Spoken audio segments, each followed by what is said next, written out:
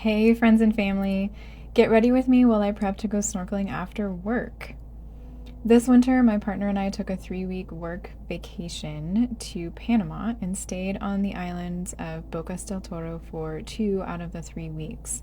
This week in particular, I worked remotely from our Airbnb and took advantage of the time after work to go snorkeling and swimming from our front porch. So you can see the ocean there in the background. We were so close, we were right on the water. It was absolutely beautiful. During this week, my partner booked a few dive trips with Panama Dive School. So he dove while I worked, and in the evenings, he sometimes joined me on my snorkeling adventures. So this particular video will be a compilation of our time on the water around the islands of Bocas. And as you can see here, I did bring a wetsuit. We actually brought our full snorkeling gear setup. So we both brought wetsuits, fins, goggles, booties, things like that. It does seem like a lot, and a lot of people asked us why we chose to do that instead of renting. But like I said, we were going to be on the islands for 2 weeks, and we knew that we would be on the water pretty much every single day. So instead of renting every day, we just decided to bring all of our gear with us. And we know our gear fits us, we're comfortable with it, we know how it works. So we brought it, and we did. We used it almost every single day. So here I'm just putting on my booties. I'll grab my fins, my snorkel, and my mask, and then we will get in the water.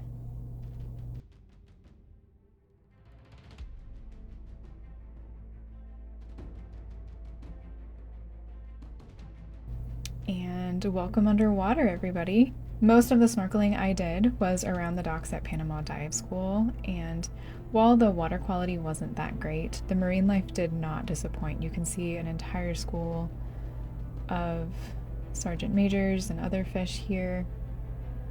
There was just an abundance of fish that moved in and out of the shallows around the docks feeding. And while there were portions of the snorkel that were polluted a little bit because of the amount of boat traffic, the site was very well taken care of by the local businesses and residents. I'll walk you through most of these underwater videos, but I won't narrate the entirety of our underwater time, but I'll chime in on a few moments to give you some clarification on what you're seeing and what we're doing. One of the things we had read about Bocas was the abundance of starfish. There's actually Starfish Beach that everybody likes to visit. We didn't visit because we, quite frankly, didn't really need to. You can only see one starfish in this particular video, but a couple days later, this entire flat was covered in starfish that had moved in from other areas. So it was pretty neat to see just the amount of marine life in the coral, in the turtle grass, and everywhere else. And again, I apologize for the video quality. I am not a professional videographer, especially when I was snorkeling around the docks. The ocean was just really choppy with the swell and the boat traffic.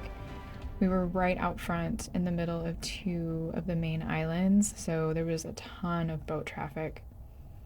But it didn't stop the marine life. Clearly the fish don't care because there's this giant school of baitfish, and then the parrotfish are really cool. We saw this blue parrotfish here almost every day, just feeding in the turtle grass, which was really neat.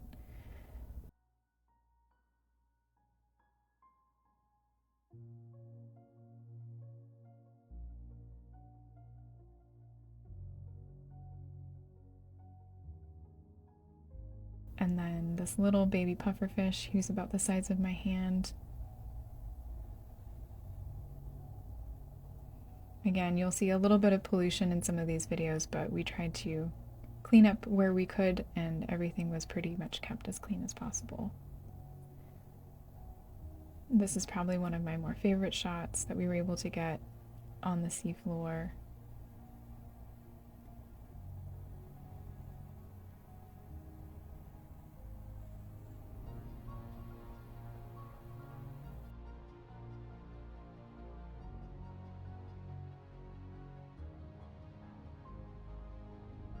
And we were able to take another video in the coral on the seafloor with a school of sergeant majors, which was very neat to see.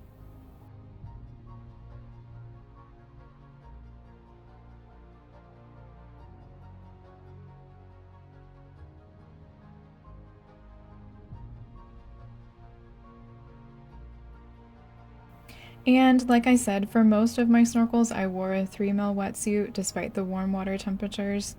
I'm not sure what was in the water around the docks, but several times when I snorkeled without a wetsuit, I would get stinging pinpricks all over my skin, and that was super irritating.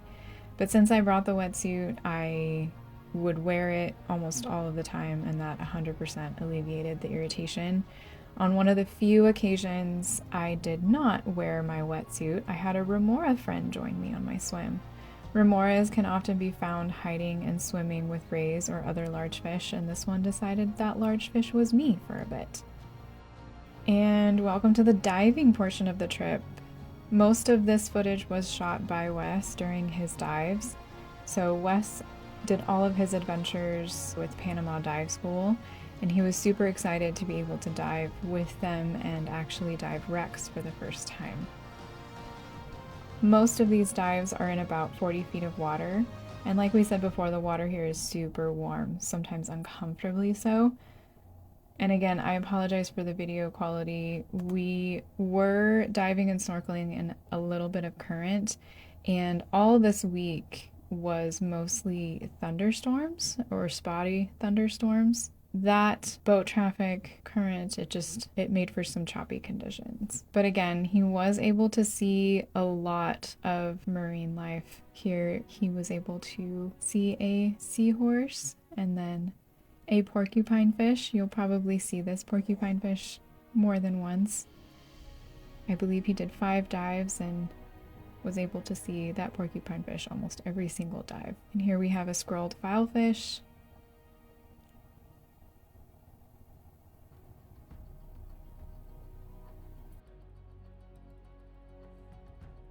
And his porcupine fish friend. Again, just the amount of marine life and beautiful coral that he was able to see was incredible.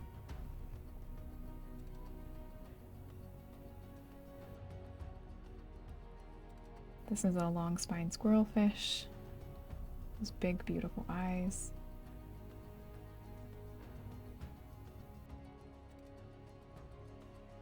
I really think he should have named his porcupine fish friend. He saw him so many times.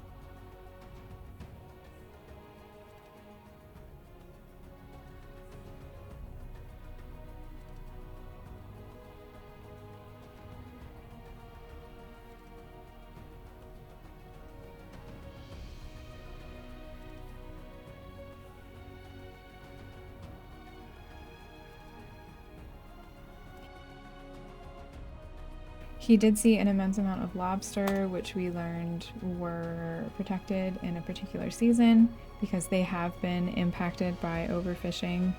So it was really neat to see that many lobster in one location. And here we have his first wreck dive site that he went to. There were 2 wreck dive sites that he was able to go to with Panama Dive School.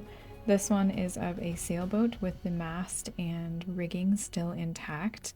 The other was a catamaran, well, a trimaran. I believe he dove the sailboat more than once, which was pretty special.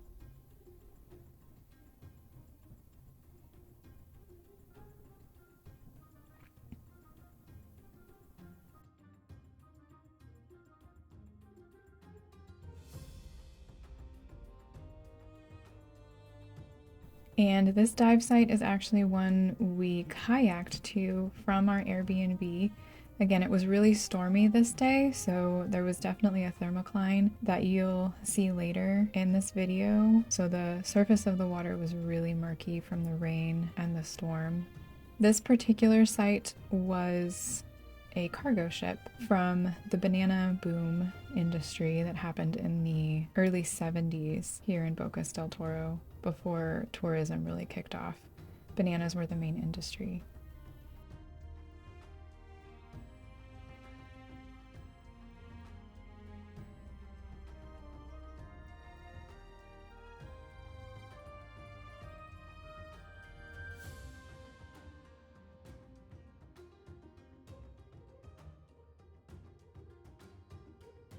You'll see the rain. Really a unique experience to be free diving and snorkeling in a thunderstorm at a dive site. It was pretty cool. So the water quality here immediately changes as soon as you get through that freshwater layer. Overall, the dive sites here were really beautiful and very unique.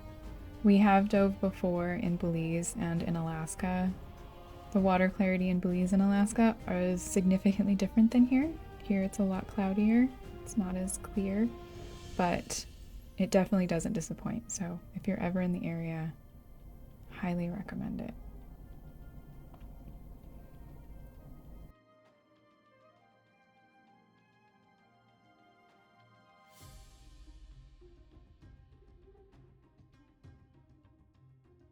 I apologize here, I was watching him and not actually videoing.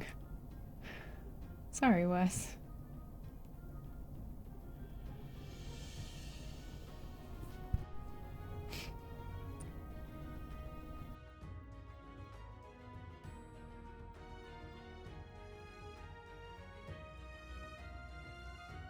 And that's pretty much it for our adventures in the water in Bocas del Toro. So thank you so much for watching. I hope you learned something new, and we look forward to sharing our adventures in Alaska.